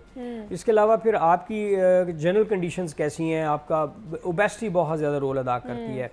फिर बढ़ती हुई एज के साथ अगर आप फीमेल हैं और आपका वेट ज़्यादा है, फिर आपका लाइफस्टाइल मैटर करता है कि आपने नीचे बैठना नहीं छोड़ा वक्त पे, आपने अपने आप को उन्हीं मामलात में रखा, गैर ज़रूरी अपने आप को वज़न भी उठाया। हमारे यहाँ कंसेप्ट है मैं काम करता रहूँगा, मैं फिट रहूँगा। फिटनेस और चीज़ है, मैं काम को मुशक्क़त कहता हूँ, मुशक्क़त कभी वर्जिश नहीं होती। क्योंकि हमारे घरों में जो खासतौर पर अगर ख़वातीन के घुटनों में दर्द या जोड़ों में दर्द होती है तो वो कहते हैं कि जब तक हम चलते फिरते रहेंगे तब तक ये सही रहेंगे, जैसे ही हम बैठेंगे तो ये नकारा हो जाएंगे, इसलिए हमें एक्टिविटी करते रहना चाहिए, घर के काम करते रहना चाहिए। मैं इसको और आसान कर देता हूँ, मैं लोगों से कहता हूँ use them but don't lose them. Okay, आप इस्तेमाल कीजिए, ख़राब ना कीजिए। तो जोड़ों को आप इस तरह करें, मसलन अगर आप बहुत झुके वजन उठा रहे हैं तो उससे बेहतर आप किसी की हेल्प ले लें। हर काम के लिए मतलब मैं लोग कहता हूँ अगर आपको घुटनों की तकलीफ और आपका घर सीढ़ियों वाला है तो या घर बदल लें या आदत बदल लें, तो ये एंड में घुटने बदल लें। मतलब जिनको घुटने का प्रॉब्लम वो तो सीढ़ियाँ तो सबसे बड़ा फैक्टर है किसी भी आर्थराइटिस को चलाने में, तेज करने में, बढ़ाने में। और ग्राउंड सीटिंग बहुत ज़्यादा है। एक एज के बाद अगर आपको दर्द की अलामत हैं, आपका वज़न भी ज़्यादा है, तो फिर आपको ऑटोमेटिकली कमोड पे आ जाना चाहिए। जहाँ तक मुमकिन हो मजहबी मामलात के अलावा नीचे बैठने से एतराज़ करें, जहाँ तक आप इससे बच सकते हैं। जहाँ तक आप इसको अवॉइड कर सकते हैं तब तक करना चाहिए। अच्छा, अब जैसे हमने बात की कि इसकी बहुत सी इक़साम है, लेकिन लोग कंफ्यूज हो जाते हैं, हर चीज़ को लोग आर्थराइटिस का नाम या गठिया का नाम दे देते हैं, तो वाकई ऐसा है? देखिए, गठिया पर्टिकुलरली उस जोड़ के दर्द को कहते हैं जिसमें ख़ास तौर पर सोजन आती है। अच्छा। आप मसलन ऑस्टियोआर्थराइटिस में कभी कभी सोजन आएगी, ऑस्टियोआर्थराइटिस में आपको सोजन नहीं आती। गठिया वो इक़साम है जिनमें जोड़ों में लाली, वरम और दर्द, ये तीन कंडीशंस आ जाएं तो उसे गठिया कहते हैं। ठीक है। तो दो किस्म की हैं जिनको हम गठिया, एक मीठा गठिया है जिसको रूमेटाइड आर्थराइटिस कहते हैं। मीठा गठिया। हाँ जी, और एक कड़वा गठिया जिसको यानी यूरिक एसिड से करते हैं, उसमें बहुत तकलीफ होती है और आपको लाइफस्टाइल से बहुत ज़्यादा रिलेटेड है। तो इनमें अगर आपको देखें रूमेटाइड या मीठे गठिए में आपको इसको कहते हैं सिडोल गठिया। सिडोल होता है कि जिस्म के दोनों तरफ एक जैसा। अच्छा। आपके गाउट में सिडोल नहीं होता, मतलब आपके एक पाँव का पंजा दुखेगा दूसरा नहीं। अच्छा। जबकि अगर दोनों पाँव के पंजे दुख रहे हैं तो आपको गाउट नहीं है, फिर आपको रूमेटाइड आर्थराइटिस है जिसको मीठा गठिया कहते हैं। मॉर्निंग स्टिफनेस, आपको सुबह के वक्त जिस्म अकड़ा होता है, आपको आधा घंटा उठने में लगता है, आपको रवानी नहीं आती, ख़ासतौर पर AC में या सर्दियों में बहुत आती है, तो आपको ये रूमेटाइड के चांसेस ज़्यादा हैं। जबकि गाउट में जिसे कड़वा गठिया कहते हैं, यूरिक एसिड, उसमें आपको रात को अटैक होता है। अच्छा। जनरली मेल्स होते हैं। अच्छा। आपने बड़ी अच्छी खुराक मुरगन सी खाई होती है, आपको रात को लगता है जैसे मेरे अंगूठे पे किसी चीज़ ने काटा है। अच्छा। और साथ ही अंगूठा सूजना शुरू हो जाता है और कभी कभी साथ बुखार भी आता है। तो इसको कहते हैं एक्यूट अटैक ऑफ गाउट। और हमारे यहाँ बहुत ज़्यादा डॉक्टर्स में ये रुझान है कि हर कंडीशन में यूरिक एसिड का टेस्ट कराते हैं। हाँ। फीमेल्स में यूरिक एसिड का मसला नहीं होता जब तक कि उनके हार्मोन्स इंटैक्ट, ज़्यादातर उनमें रूमेटाइड ज़्यादा होता है। अच्छा। मेल्स में गाउट ज़्यादा होता है और ऑस्टियोआर्थराइटिस और ट्रॉमा से पैदाशुदा आर्थराइटिस ज़्यादा होता है। मतलब आदमियों में कड़वा गठिया ज़्यादा होता है और औरतों में मीठा गठिया ज़्यादा होता है। तो इससे आप इस तरह लिंक कर सकते हैं। वो नेचर पे भी रिफ्लेक्ट करता है, मर्दों के नेचर ना, औरतें इसलिए नेचर में भी, और आदमी जरा वो कह लें कि गुस्से वाले, एटीट्यूड में और गुस्से वाले होते हैं, तो इसलिए। लेकिन इससे बचा कैसे जा सकता है फिर अगर इतनी प्रॉब्लम है? और वाकई इससे आपको पता है बहुत से लोग हैं महरूम हो जाते हैं चलने फिरने से, बाकी एक्टिविटी से, तो इससे बचा जा सकता है इनसे? देखिए, मैं लोगों से कहता हूँ कि द ब्यूटी ऑफ लाइफ, जिंदगी की खूबसूरती हरकत है। If you are stagnant you are gone, ठीक है ना। तो हरकत है और हरकत की बुनियाद जोड़ है। अच्छा, ठीक है। और जोड़ आपके जब इन्वॉल्व हो गए हैं तो समझे आपकी ज़िंदगी की खूबसूरती गई, क्योंकि आप मूव नहीं कर सकते। और हमारे यहाँ लोग क्या कहते हैं कि या अल्लाह मुझे चलता फिरता ले जा। हाँ, तो इस मोबिलिटी बहुत है, तो जब मोबिलिटी इफेक्ट होती है तो लोगों की लाइफ बड़ी क्रिपलिंग होती है। तो आर्थराइटिस बहुत ही अहम चीज़ है। अब वो चीज़ें जो नॉन मॉडिफाइबल हैं उनको तो हम नहीं डिस्कस करते, जो मॉडिफाइबल हैं जैसे वज़न है, मैं लोगों से कहता हूँ कि आप अपना या तो तशख़ीस बदल लें, या अपना बॉडी का वेट और लाइफस्टाइल बदल लें, सही, वरना आप डॉक्टर, दवाई और क्लिनिक्स बदलते रहेंगे, एंड में आपके घुटने बदलने पड़ेंगे। तो आपने क्या चीज़ कब बदलनी है ये आपके ऊपर मुनहसर है। तो घुटने कब बदलने हैं, घुटने कब बदलने हैं उसके लिए देखें 4 स्टेजेस हैं किसी भी। लेकिन क्या ज़रूरी होता है घुटने बदलना? Not in every case. अगर आपने बहुत शुरू में लोगों को ये एहसास दिला दिया कि अर्ली तशखीस हो जाए, आपके बुनियादी फैक्टर्स जैसे यूरिक एसिड, इन चीज़ों को कंट्रोल कर लिया जाए, वज़न की कमी को, जो कि अब बहुत अच्छे डाइट प्लान है, कीटो डाइट्स आ गई हैं, डाइटिशियंस हैं, उनके मशवरे से, लाइफस्टाइल है, हमारी सुन्नत है कि आप हाथ रोक के खाएं, हमारे नबी पाक से रवायत है कि आप तो एक पोर्शन आपने छोड़ के खाना है। वो आप अगर इन चीज़ों को देखें अब, और दूसरी बात है कि हम भूख के तहत खाते हैं, ज़रूरत के तहत नहीं खाते। भूख लग गई है खा लो, हमने बड़ा अच्छा मील खाया, 2 घंटे बाद फिर भूख लग गई, फिर खा लिया। तो बॉडी का बजट है ना, उस बजट से आप एक्सीड करेंगे तो आपका वेट बढ़ेगा, वेट बढ़ेगा तो आर्थराइटिस आपका तेज़ हो जाएगा। तीसरी चीज़ स्मोकिंग मैंने कही। एक्सरसाइज, हम जनरल वॉक के अलावा ख़ास घुटनों की चंद वर्जिशें हैं, वो हम किसी भी जगह से, किसी फॉरम से गूगल कर सकते हैं, मिल जाती हैं, उनको एक्सरसाइज करें, सेहतमंद ज़िंदगी गुजारें, अपना पोस्चर बेहतर करें आपको। और बहुत सारी चीज़ें हैं जिनको सिर्फ आप अगर कोई वायरल कंडीशन चल रही है उसका अच्छा इलाज करवाएं। और अगर आपके इसके बावजूद भी गैंठिया कोई ऐसी इकसाम तशखीस हुई है तो उसका किसी मुस्तनद ऑर्थोपेडिक सर्जन या रूमाटोलॉजिस्ट के मशवरे से अच्छा इलाज मुमकिन है। लेकिन अब जैसे हम घुटनों की बात कर रहे हैं कि घुटना तब्दील कराना नॉट वेरी इम्पॉर्टेंट, भी पर्सन टू पर्सन वेरी करता है कि उनकी सिचुएशन क्या है। तो क्या घुटना तब्दील कराना दर्द से मुकम्मल निजात का बाइस बन सकता है कि नहीं बन सकता? बहुत अच्छा सवाल आपने किया। लोगों में ना एक तो इसमें बहुत ज़्यादा फियर है। एक्चुअली पाकिस्तान में वन ऑफ द रीजंस के लोग घुटनों के ऑपरेशन से बहुत ज़्यादा खुश नहीं होते कि वो बहुत ही लेट आते हैं। अच्छा, वो कहते हैं ना, अब क्या हवत जब चिड़ियाँ चुगी खेत, बॉडी के टिश्यूज़ वीक हो चुके होते हैं, मसल्स वीक हो चुके होते हैं। ऐसे ही जैसे किसी बंद कवाड़ को, किसी कमरे को अगर आप साल बाद खोलेंगे तो आसानी से नहीं खुलेगा। तो अर्लियर द बेटर, पहली बात। उसके बाद आप किसी मुस्तनद डॉक्टर से करवाएं और वो तमाम फैक्टर्स पहले एड्रेस करें। मसलन उसको एक्सरसाइज प्रोग्राम से गुजारें, उसकी वज़न की कमी करें, बाकी अवामिल जैसे डायबिटीज़ है, शुगर को कंट्रोल करें, स्मोकिंग बंद करवाएं। तो ये 99% लोगों में अब नमाजी घुटने आ गए हैं जिसके तहत आप नमाज़ पढ़ सकते हैं। आल्दो उनकी लाइफ कम है तो आप ऑलमोस्ट नियर नॉर्मल ज़िंदगी गुजार सकते हैं। मैं लोगों से कहता हूँ इस सर्जरी के बाद आपकी दर्द की गोलियों से जान छूट जाएगी। अच्छा, आपकी एहतियातें ऐसी रहेंगी, लेकिन आप चल सकेंगे, सीढ़ियाँ चढ़ सकेंगे। अच्छा, एहतियातन हम उनको नीचे बैठने से मना करते हैं क्योंकि इसकी लाइफ 15 साल है अमूमन इस मसनूई जोड़ की। तो वो लाइफ कम हो जाती है जितना आप उसको बेदर्दी से इस्तेमाल करेंगे। लेकिन इससे पहले और इसके बाद की एहतियात क्या होती है? बहुत सी ये जब आप घुटने आप तब्दील कराते हैं, एक तो पहले 3 माह उसमें आपको ज़रा डॉक्टरी केयर चाहिए होती है, एंटीबायोटिक्स, आपकी पेन किलर, स्वेलिंग के लिए, फिजियोथेरेपी बहुत अहम चीज़ है इसमें। लोगों की जो है ना एप्टीट्यूड टुवर्ड्स द पेन, बहुत कुछ लोग आउच ग्रुप होते हैं, वो दर्द पे बस फेंट हो जाते हैं, ज़रा नहीं बर्दाश्त करना, और कुछ लोग बहुत तगड़े होते हैं। तो जितनी आपकी बर्दाश्त होती है, जितनी आप मूवमेंट बेहतर करते हैं, आप हिम्मत करते हैं, तो उसके रिजल्ट्स ऑलमोस्ट 100% हैं। मसाइल आते हैं उन लोगों में जिनमें ज़रा हिम्मत की कमी होती है, बर्दाश्त कम होते हैं, उनमें ज़रा फिर हमें अच्छी दवाइयों से, फिजियोथेरेपी से और मुसलसल मेहनत से बहुत अच्छे रिजल्ट्स मिल सकते हैं। अच्छा, अब जिन लोगों के दोनों घुटने ख़राब होते हैं बिलफर्ज, तो क्या वो दोनों at a time he change करा सकते हैं या 1 by 1 कराना चाहिए? बहुत ही इंपॉर्टेंट क्वेश्चन है। आप पूरी दुनिया में साइमल्टेनियस नीज कह रहे हैं, उसका वजह है कि एक ही दफ़ा आप हॉस्पिटलाइज होते हैं। अच्छा, एक ही उसी ब्लड ट्रांसफ्यूजन अगर चाहिए, एक ही एनेस्थीसिया चाहिए आपको, एक ही किस्म की एंटीबायोटिक्स हर दोनों के लिए चल जाएंगी, तो आपका टाइम, पैसा, ये सब चीज़ों की बचत होती है। सिर्फ बॉडी पे वर्कलोड बढ़ता है, यानी आपने बॉडी को 2 कट दे दिए, 2 सर्जरीज चला दी, तो थोड़ा सा बॉडी लोड, अगर तो बहुत एक्सट्रीम बूढ़े लोग हैं तो दोनों इकट्ठे नहीं होने चाहिए। अच्छा, अगर आपकी एज 50, 60, 70 के दरमियान है और आपकी गुड 60s जिन्हें कहते हैं कि आपका हार्ट स्ट्रांग है, तो आप प्रेफर करें दोनों घुटने इकट्ठे करवा लें। और अगर एक एक करके करवा रहे हैं तो कितना गैप एटलीस्ट होना चाहिए? 3 मंथ्स का अमूमन कहते हैं, 6 हफ्ते से 12 हफ्ते वो कहते हैं कि हीलिंग फेज़ है एक से दूसरी सर्जरी का। बॉडी को उस ट्रॉमा से बाहर आने में 6 हफ्ते से 12 हफ्ते चाहिए होते हैं।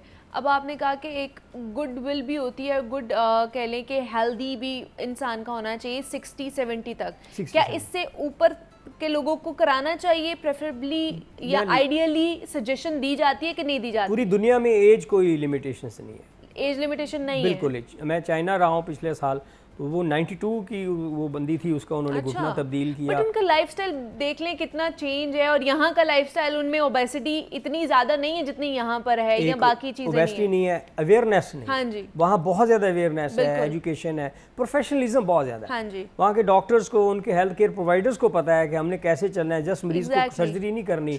पहले हमारे यहाँ सर्जन में थोड़ा सा होता है कि वो प्री ऑपरेटिव मैनेजमेंट में बहुत ज़्यादा वीक होते हैं, पेशेंट को एंगेज करना। मैं किसको भी घुटने के लिए कहूँगा ना तो मैं उसको कहूँगा पहले आपने वेट रिडक्शन करना है, फिर फिजियोथेरेपी करानी है, बाकी जनरल टेस्ट कराने हैं, आपके यूरिन इन्फेक्शन, ये चीज़ें कंट्रोल होनी चाहिए ताकि आपके रिजल्ट्स अच्छे आएँ।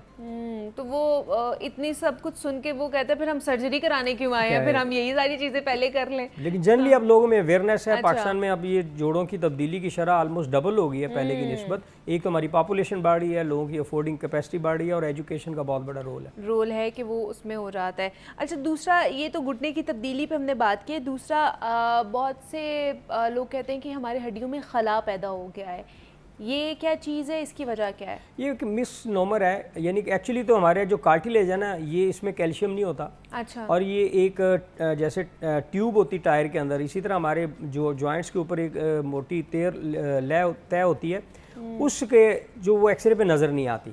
तो एक्चुअल तो खला होता है घुटने में। अच्छा। और वो खला कम हो जाता है, हम उसको रिवर्स कहते हैं, हम उसको इन्वर्स कह देते हैं कि हम कहते हैं खला आ गया।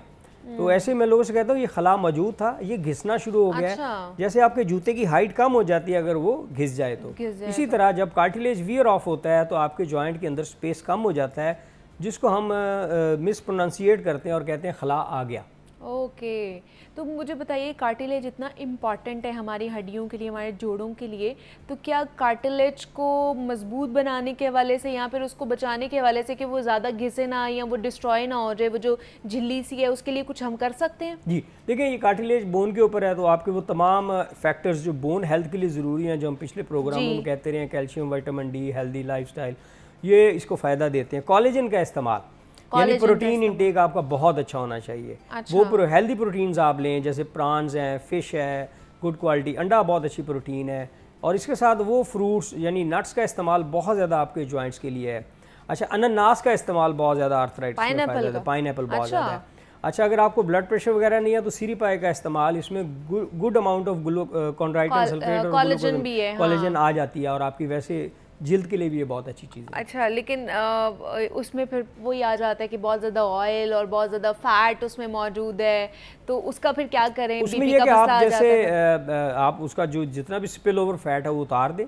असल कंटेंट्स तो इनसाइड दी वो लिक्विड जिसे हम शोरबा कहते हैं उसमें होता है, तरी उतार दें आप, और बहुत ज़्यादा मिर्च मसाले ऐड ना करें, तो ये बॉडी के लिए इतना डेंजरस नहीं है। अच्छा, वो अच्छा है आपकी स्किन के लिए भी, और इवन दो कि आपकी बोन हेल्थ के लिए भी बहुत अच्छा है। लेकिन ये आर्थराइटिस का मसला डॉक्टर साहब, या आर्थराइटिस यहाँ पे जोड़ों का मसला कम उम्र नौजवानों में भी पाया जा रहा है, इसकी क्या वजह है? हम तो सोचते थे कि जनाब 50 साल से ऊपर जाएंगे, 40 साल से ऊपर जाएंगे तब मसला होगा, लेकिन अब तो हमें भी होना शुरू हो गया। बिल्कुल, उसमें दो तीन चीज़ें, एक तो विरासती अमल है जो अगर आपके पेरेंट्स में है तो, दूसरा जुवेनाइल में बहुत ज़्यादा गला ख़राब जो होता है ना, उसे रूमेटिक फीवर कहते हैं। अच्छा। आम लफ्ज़ों में इसको वारी का बुखार, के एक जोड़ की बारी आ जाती है फिर दूसरे जोड़ की आ जाती है, तो इट इज़ ए माइग्रेटिंग आर्थ्रेल्जिया जिसे कहते हैं, वारी का बुखार, कि आपको फीवर भी होता है और बारी बारी जोड़ों की तकलीफ़ आती है, तो माइग्रेटी, इसको रूमेटिक फ़ीवर कहते हैं।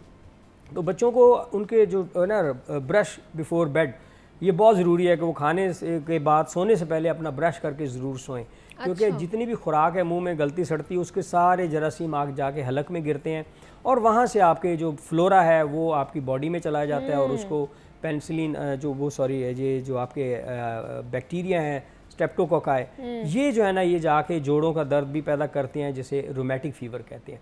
तीसरी बच्चों के अंदर है ऑटो इम्यून डिजीज़, जैसे हमने बड़ों का गैंठिया है, ये है। चौथी है मेटाबॉलिक कंडीशंस आ गई, और आखिरी चीज़ है ये है बढ़ती हुई वो गैर ज़रूरी अशिया, चीज़ें जो बच्चे इस्तेमाल कर रहे हैं, कोला ड्रिंक्स आ गया, इनकी वजह से बॉडी के ऊपर जो नुकसान आते हैं उसमें आर्थराइटिस भी हो सकता है। ख़ासतौर पे फूड प्रिजर्वेटिव्स जो हम इस्तेमाल करते हैं, बच्चों को कैंड फूड्स देते हैं, और ये माइक्रोवेव से जितनी भी हीटेड चीज़ें अगर हम उनके किसी प्लास्टिक फॉइल में करते हैं तो इनमें ऐसे केमिकल्स आ सकते हैं जो लॉन्गर टर्म में बच्चों के किसी मसले के लिए हेल्पफुल हो सकते हैं, उन्हें नुकसानदेह हो सकते हैं। अच्छा, दूसरा अगर मैं बात कर लूँ अबव 20s में, टीन एज में, और अबव 20 और अबव 30। अब इसमें जो नौजवान नस्ल फॉल कर रही है वो लड़के हैं या फिर लड़कियां हैं, इस एज ब्रैकेट में उन्हें ऐसी क्या चीज़ नहीं करनी चाहिए जो इन फ्यूचर आफ्टर 50 आफ्टर 40 उनके लिए नुकसानदेह हो सकती है, जोड़ों या घुटनों के दर्दों के हवाले से? 2-3 चीज़ें इस एज में ज़्यादा अटैक करती हैं। फीमेल्स में रूमेटाइड आर्थराइटिस है, कोई मीठा गैंठी है, मेल्स में गाउट है, तो गाउट के लिहाज से आपको ऐसी मरगन चीज़ें, ख़ासतौर पे अगर आपको एक दफ़ा गाउट का अटैक हुआ है तो चांसेस हैं कि ये बार बार होगा। तो आपको अपना लाइफस्टाइल बदलना पड़ता है, पानी का इस्तेमाल कसरत से लें, सुर्ख गोश्त का इस्तेमाल कम करें, और आपको जो इतनी भी हेल्दी चीज़ें लें, वेट को बहुत ज़्यादा टेक इनटू अकाउंट करें। अच्छा। किसी न किसी एक्सरसाइज प्रोग्राम में बच्चों को ज़रूर डालें, उनकी बॉडी स्ट्रेंथ, उनका बोन मैस, उनकी मसल्स की पावर और बल्क बेहतर रहता है, ताकि आने वाली उम्रों में अगर कोई मसला हो तो उसका बेहतर मुकाबला कर सकें। ठीक है। और इसमें ख़वातीन के हवाले से क्या कहेंगे कि इस एज ब्रैकेट में उन्हें क्या चीज़ें करनी चाहिए? उनको तो बहुत ज़्यादा, देखिए ज़्यादातर मसाइल ख़वातीन में विटामिन डी की कमी से आ रहे हैं, बहुत ज़्यादा।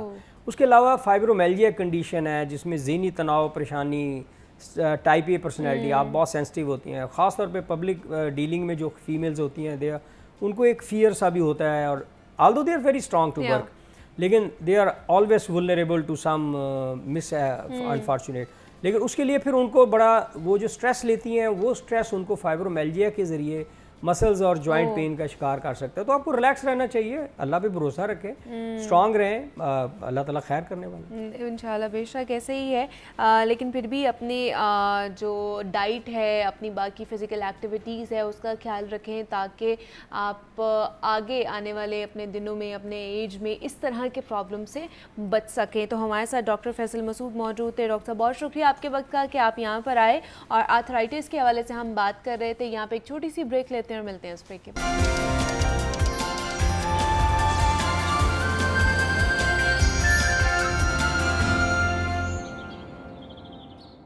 वेलकम बैक टू जागो लाहौर। जनाब, ब्रेक से हम वापस आ चुके हैं और सेगमेंट है हमारा हेल्थ एंड फिटनेस के हवाले से, जिसमें हम सेहत के हवाले से आज बात करने जा रहे हैं और मुख्तलिफ़ इश्यूज़ को हम डिस्कस करने जा रहे हैं।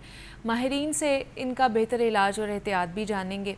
तो जनाब, अक्सर लोग इसी गुमान में रहते हैं कि अपना ख़्याल रखना खुद गर्जी है, लेकिन जो एक्सपर्ट हैं वो कहते हैं कि अपने लिए वक्त ना निकालना दरअसल खुद परस्ती होता है, क्योंकि दूसरों का ख्याल रखने के लिए पहले अपना ख्याल रखना बहुत ज़रूरी है। और सेल्फ़ केयर के हवाले से बात की जाए तो सेल्फ़ केयर का मतलब है ख़ुद का ख्याल रखना, या फिर यूँ कह लें कि 24 घंटे में अपने लिए कुछ वक्त निकालना। तिब्बी लिहाज से इसका मफ़हूम ये है कि अपने लिए ऐसे काम के लिए वक्त निकालना जो आपकी जिस्मानी और दिमागी सेहत को बेहतर बनाने में मदद करे, जिससे तनाव में काबू पाना, तवानाई में बेहतरी और बीमारी के ख़तरात में कमी शामिल है। दिन भर काम काज के दौरान वक्तन फ़वक्तन ख़ुद का ख्याल रखने से सेहत पर भी अच्छा असर पड़ता है। तो सेल्फ़ केयर एक ऐसी इस्तिलाह है जिससे मुतालिक लोग गलत फ़हमी का शिकार रहते हैं। एक रिसर्च के मुताबिक ज़्यादातर जो लोग हैं ख़ुद का ख्याल रखने को तरजीह नहीं देते हैं, क्योंकि 44% लोग समझते हैं कि अपनी देखभाल सिर्फ उन लोगों के लिए मुमकिन है जिनके पास बहुत वक्त है, जबकि जो 35% लोग हैं वो ये समझते हैं कि अपनी देखभाल सिर्फ उन लोगों के लिए मुमकिन है जिनके पास बहुत सारा पैसा है। तो सेल्फ़ केयर क्या है, अपना ख्याल कैसे रखा जाए और कैसे इन रवायात को तोड़ा जाए कि अपना ख्याल रखना खुद गर्जी नहीं है, इस पर आज हमने बात करनी है। और इस पर बात करने के लिए डॉक्टर उसवा शहबाज हमारे साथ स्टूडियोज़ में मौजूद हैं, जो कि साइकोलॉजिस्ट हैं। डॉक्टर उसवा, आपको वेलकम कहते हैं जागो लाहौर में। कैसी हैं आप? I am good. डॉक्टर उसवा, जिस तरह मैंने बात की है कि आजकल अपने आप का ख्याल रखना, ये सेल्फ़ केयर करना बहुत ज़रूरी होता जा रहा है इस क्योटिक माहौल में अगर देखा जाए तो, लेकिन इसकी डेफिनेशन हमें पता नहीं है कि सेल्फ़ केयर कहते किसको हैं। सेल्फ़ केयर को बहुत से लोग खुद गर्जी के ज़ुमरे में भी ले जाते हैं। तो सेल्फ़ केयर में क्या क्या चीज़ें फॉल करती हैं? देखिए, पहले तो खुद गर्जी और खुद पसंदी, इनमें डिफरेंस है। अच्छा। खुद गर्जी का मतलब ये है कि आप कुछ किसी से कोई स्पेसिफिकली कोई इमोशनल या कोई ऑर्नामेंटल या कोई फाइनेंशियल कोई चीज़ छीन रहे हैं बाय फोर्स और उसको नुकसान पहुंचा रहे हैं। सबसे पहले ये इमोशनली होता है। अच्छा। आप इमोशनली किसी को हर्ट कर रहे हैं और आप जानते हैं कि वो हर्ट हो रहा है, लेकिन आप उसके साथ वो चीज़ कर रहे हैं बिकॉज वो आपको लग रहा है कि आपके बेनिफिट में है, तो आप दूसरे का सोच नहीं रहे। ये खुद गर्जी है। अब सेल्फ लव या सेल्फ केयर का मतलब है, इसके 2 टाइप्स हैं, एक तो आउटर केयर और एक इनर केयर। आउटर केयर में आपकी जो फिजिकल आपकी अपीयरेंस आ जाती है, हेल्थ उसमें आप जिमिंग करते हैं, योगा करते हैं, कुछ ऐसी चीज़ें करते हैं, लेकिन जो मोस्ट इम्पॉर्टेंट चीज़ है वो आपकी इनर केयर है। और इनर केयर से मुराद ये है कि आप अपने आप को कितना इमोशनली सपोर्ट करते हैं, आप अपने इमोशंस को, साइकोलॉजी को, आप अपने मेंटल पीस को कितना प्रायोरिटाइज करते हैं, आप कितना गौर करते हैं उस चीज़ के ऊपर, कितना फोकस करते हैं, और उस तरीके से आप अपने आप को क्या क्या फैसिलिटीज़ दे रहे हैं कि और एक्सटर्नल एलिमेंट्स को आप कितना अपने साथ जो है वो कोलैबोरेट करने देते हैं, और किस किस चीज़ को अनड्यू चीज़ें जो हैं हमें छोड़नी पड़ती हैं जब हम सेल्फ केयर मोड के ऊपर आ जाते हैं। अनड्यू चीज़ों में बहुत सारी ऐसी चीज़ें हैं जो लोगों को लगेगा कि बहुत सेल्फिश है, लेकिन अगर किसी को हम ना कहें, सबसे पहले तो लर्न टू से नो टू पीपल, और इसके लिए आपको कोई जजमेंटल होने की ज़रूरत नहीं है, ओवर केयरिंग होने की ज़रूरत नहीं है, ओवर इमोशनल होने की ज़रूरत नहीं होती। ये सेल्फ केयर का सबसे पहला रूल है कि लर्न टू से नो, जहाँ पे आपको लगे कि आपका मेंटल पीस आप ब्रेक हो जाएगा। अच्छा, तो this is the basic definition of self care. लेकिन फिर लोग इसमें कंफ्यूज क्यों हो जाते हैं, सेल्फ केयर में और ख़ुद गर्जी में, सेल्फिशनेस में? मतलब मुझे लगता है कि बहुत से लोग सेल्फ़ केयर की आड़ में सेल्फिश हो रहे होते हैं, और शायद उन्हें भी नहीं समझ आ रही होती कि वो एक सर्टन जो कह लें कि लाइन है वो क्रॉस हो जाती है सेल्फ़ केयर और सेल्फिशनेस के अंदर। तो वो उसको किस तरह देखा जा सकता है या पहचाना जा सकता है कि यहाँ से सेल्फ़ केयर शुरू हो रही है, यहाँ से अब आप जो है ना एक दूसरी एक्सट्रीम पे जा रहे हैं? देखिए, बहुत छोटा सा डिफरेंस है कि सेल्फ केयर का मतलब ये है कि जो चीज़ आपको खुशी दे रही है, और सेल्फ केयर के लिए कभी भी don't follow your heart, don't follow your heart, always follow your brain. अच्छा, इन सेल्फ दिमाग का इस्तेमाल कीजिए जब आपको सेल्फ केयर करनी है। मेरा दिल चाह रहा है, फॉर एग्जांपल मेरा सिगरेट पीने का दिल चाह रहा है, हाँ, और मैं पिए चले जा रही हूँ, इसका ये मतलब है कि मैं अपने आप को हार्म कर रही हूँ, बिकॉज मेरा दिल चाह रहा है, तो इसमें मुझे प्लेजर मिल रहा है, इसमें मुझे इनर हैप्पीनेस या सेटिस्फेक्शन या मुझे सेल्फ केयर का कोई एलिमेंट नहीं है इसके अंदर।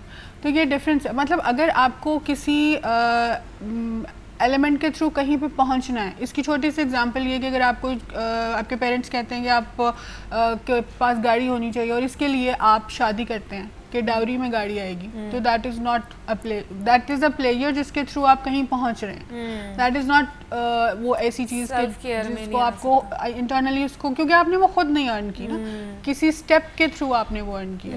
तो ये है खुद गर्जी और सेल्फ केयर के बीच में डिफरेंस, इतना सा ही डिफरेंस होता है। हम इसको जंबल अप इसलिए कर लेते हैं क्योंकि हमें लगता है कि हर वो चीज़ जो हमें खुशी दे रही है वो सेल्फ केयर के ज़ुमरे में आती है, लेकिन ऐसा नहीं होता एक्चुअली। अच्छा, अब सेल्फ़ केयर या आप कह लें कि ख़ुद पसंदी, ये भी एक चीज़ है जिसको ऑब्सेशन कहते हैं, कि सेल्फ़ ऑब्सेशन भी बहुत सारे लोगों को होती है। क्या वो भी सेल्फ़ केयर में आ जाता है, या self care is something else and self obsession is something else? Self obsession तो आपकी वो नार्सिसिज्म में आ जाता है ना। अच्छा, कि आप जब ऑब्सेस्ड हैं अपने साथ, मतलब नार्सिसिज्म में क्या उसके सिम्टम्स क्या होते हैं, ये कि आप दूसरे बंदे को पे किसी के साथ आपकी फ्रेंडशिप है तो आप ये सोच रहे हैं कि इस पे मैं एहसान कर रहा हूँ कि मेरी इसके साथ फ्रेंडशिप है, इसको मेरा थैंकफुल होना चाहिए कि मैं इसका फ्रेंड हूँ। अच्छा। या अगर उसने आपके लिए कोई काम किया है तो आप कह रहे हैं कि इसको थैंकफुल होना चाहिए कि मेरा ये काम कर सका।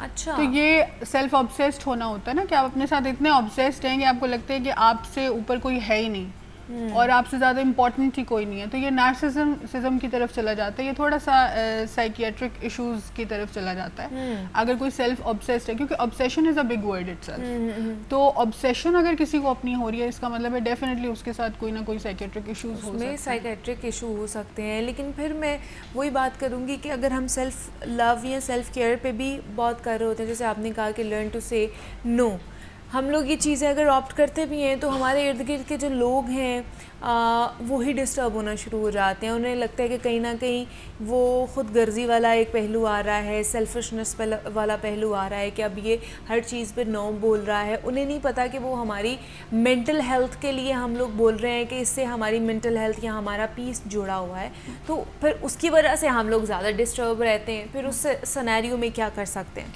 देखिए, एक तो पहली बात ये कि जब आपने नो कहना सीखा है, एक तो आप बच्चे को, जब बच्चा बड़ा हो रहा है तभी से उसको उसकी जो है चॉइसेस के ऊपर नो कहना या उसको एक्सप्रेस करना सिखाएं। क्योंकि हम सिखाते नहीं हैं। तो जब हम बड़े हो जाते हैं, हम एक चीज़ में, एक रिश्ते में, एक रिलेशनशिप में या अपनी सराउंडिंग में कॉम्प्रोमाइज़ करते चले जा रहे हैं किसी एक सिचुएशन में। सडनली जिस दिन हम सीख लेते हैं कि आज मुझे नहीं करना ये, वो इसलिए होता है क्योंकि हम इतना ज़्यादा फेडअप हो गए होते हैं सिचुएशन से। लेकिन उस सब चीज़ की रूटीन के चलते हम लोगों को ये चीज़ के लिए जो है वो हैबिचुअल कर चुके होते हैं कि ये पर्सन जो है इसको कुछ भी कह लें, इसके साथ कुछ भी कर लें, ये कॉम्प्रोमाइज़ कर लेते हैं। तो लोग एक्चुअली हमें वेटेज भी नहीं दे रहे होते और हमारा यूज़ भी इमोशनली कर रहे होते हैं। वो पर्सन जब ना कहना सीखते हैं तो ऑब्वियसली जो है लोगों को मसला होता है। लेकिन मेरा हमेशा यही लोगों को सजेशन होता है कि जिस भी एज में आप नो कहना सीखें, it will definitely bring peace to your mind. क्योंकि ऑपोजिशन हर बंदे की होती है, हर छोटे से छोटे बंदे की ऑपोजिशन है, बड़े से बड़े पर्सन की ऑपोजिशन है। तो ऑपोजिशन से कभी मत डरें। जो आपका मेंटल पीस है, आपको जिस दिन भी समझ आ गया, क्योंकि हमारे यहाँ पे मेंटल हेल्थ की अवेयरनेस बहुत कम है, तो सेल्फ केयर तो बहुत पीछे आ जाती है ना फिर एक चीज़, क्योंकि हमें तो सिर्फ कॉम्प्रोमाइज़ करना सिखाया जाता है और सराउंडिंग्स के साथ उसको एवेल्यूएट करके उसके साथ बिल्कुल गो विद द फ्लो वाली चीज़ हमें सिखाई जाती है। तो बट अगर जब आप नो कहना सीख लेते हैं, ज़ाहिर बात है ऑपोजिशन होती है, बट इसमें हर बात पे नो कहना नहीं ज़रूरी। लेकिन वो चीज़ें जो आपको बिल्कुल लग रहा है कि ये मेरी लिमिट से बाहर है, I can not afford it mentally, और या मैं फिज़िकल फटीग में आ जाऊँगा, मैं ये नहीं करना चाहता। तो आपको अंदर से एक दिमाग से आवाज़ आती है ना कि मैं ये नहीं करना चाहता, बट मुझे किसी के लिए करना पड़ रहा है। तो आप अब फिज़िकल एफर्ट भी ले रहे हैं, मेंटल एफर्ट भी ले रहे हैं, उसमें आपकी हेल्थ भी ख़राब हो रही है और आपको कोई फ़ायदा भी नहीं हो रहा। और आजकल लोग ऐसे हैं कि आपको काम आपसे निकलवा के और बाद में थैंक यू भी नहीं बोलते। तो इसलिए यहाँ पे इस पॉइंट के लिए जो है वो सजेस्ट किया जाता है कि लर्न टू से नो, जहाँ पे आपको लग रहा है कि मैं नहीं कर सकता, ये मेरे लिए थकावट का बायस है या फटीग, मेंटल फटीग हो जाएगी। अच्छा, जैसे अब आपने बात की कि हमें ज़्यादातर ये सिखाया जाता है कि आपने कॉम्प्रोमाइजिंग नेचर रखनी है। आप किसी भी रिलेशनशिप में हैं, आप कहीं पर भी जा रहे हैं, अगर आप बाहर भी जा रहे हैं तो थोड़ा बहुत कॉम्प्रोमाइज़ कर लें, ये सारी सिचुएशन होती है, मतलब घर से ये सिखाया जाता है। तो क्या ये भी हमारे मेंटल पीस को ख़राब कर रही होती है अगर आपको सिखाया जा रहा है कि आपने कॉम्प्रोमाइज़ करना है हर सिचुएशन में? उसमें ये होता है ना, कॉम्प्रोमाइज़ करना तो बताया जाता है, कॉम्प्रोमाइज़ की लिमिट क्या है वो नहीं बताते। तो एक रबर बैंड है, उसकी एक लिमिट है, आप उसको एक लिमिट तक स्ट्रेच कर सकते हैं, वो टूट जाएगा, ठीक है। कॉम्प्रोमाइज़ की भी लिमिट होती है। If somebody is not telling you about the limit of your compromise, तो आपको खुद पता होना चाहिए कि ये मेरी लिमिट्स हैं, मैं यहाँ तक कॉम्प्रोमाइज़ कर सकता हूँ, इसके बाद ये मेरे लिए ओवरवेलमिंग हो जाएगा, I can not compromise after that. तो वहाँ पे आपको स्टॉप करना होता है, लोगों को बताना होता है कि भाई मेरी ये लिमिट थी, मैंने इतना आपको एंटरटेन कर दिया, इसके बाद जो है क्योंकि हम कम्युनिकेशन नहीं करते हैं। अगर कोई आपने किसी चीज़ के ऊपर बहुत देर कॉम्प्रोमाइज़ किया है, तो अब आप इंटरनली उसका स्ट्रेस ले रहे हैं, डिप्रेशन ले रहे हैं, लोगों की बातें सुन रहे हैं उसका, लेकिन हम कम्युनिकेट नहीं करते कि जो चीज़ आप पहले कर रहे थे अब आप वो क्यों नहीं कर रहे। आप मेंटली थक गए हैं, या आप फटीग्ड हैं, या आप अपना ख्याल रखना चाह रहे हैं, या आपको अपनी हेल्थ को ग्रूम करने की ज़रूरत है, या आपको अपने साथ मी टाइम गुजारने की ज़रूरत है। That's why you are not, हम बहुत सारे फ्रेंड्स को छोड़ देते हैं, बहुत सारी गैदरिंग्स छोड़ देते हैं, इसलिए क्योंकि वहाँ पे स्पेसिफिक कोई ऐसी चीज़ हो रही होती है जिसको हम बर्दाश्त नहीं कर सकते होते। तो इसकी ये एक कॉम्प्रोमाइज़ करना एक बहुत अच्छी बात है, इट्स अ गुड हैबिट, और इससे आपकी फ्लेक्सिबिलिटी आती है आपके नेचर में, but there is a limit of that flexibility. So you should know the limit. जब आपको लिमिट पता होगी तो आप फिर जो है ना अप्रोप्रिएट कॉम्प्रोमाइज़ करेंगे। अच्छा, जिस तरह मैंने बात की कि एक रिसर्च आई है कि लोग कहते हैं कि जो 44% लोग हैं, 44% लोग वो हैं जिनके पास बहुत ज़्यादा वक्त है, तभी वो अपनी सेल्फ़ केयर कर सकते हैं, और 35% वो लोग हैं वो कहते हैं जी सेल्फ़ केयर तभी हो सकती है जब आपके पास बहुत सारा पैसा है। वाकई ऐसे है, बहुत सारा वक्त चाहिए और बहुत सारा पैसा चाहिए सेल्फ़ केयर के लिए?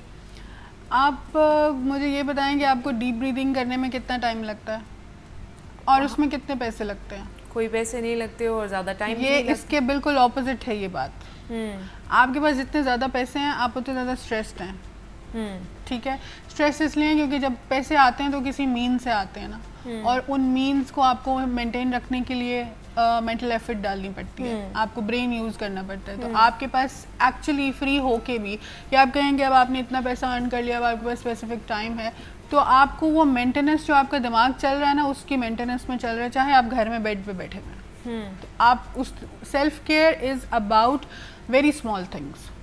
अपने फ्रेंड्स के साथ इंटरेक्ट रखें, उनके साथ कांटेक्ट रखें। हम मैच्योर हो जाते हैं, शादीशुदा हो जाते हैं या यूनिवर्सिटीज़ कॉलेजेस बदल जाते हैं तो हम अपने बचपन के फ्रेंड्स को छोड़ देते हैं। फिर जब हम गैदरिंग में बैठते हैं तो हम कहते हैं वो मेरी एक फ्रेंड होती थी या वो मेरा एक फ्रेंड होता था, उसकी ये हैबिट बहुत अच्छी थी।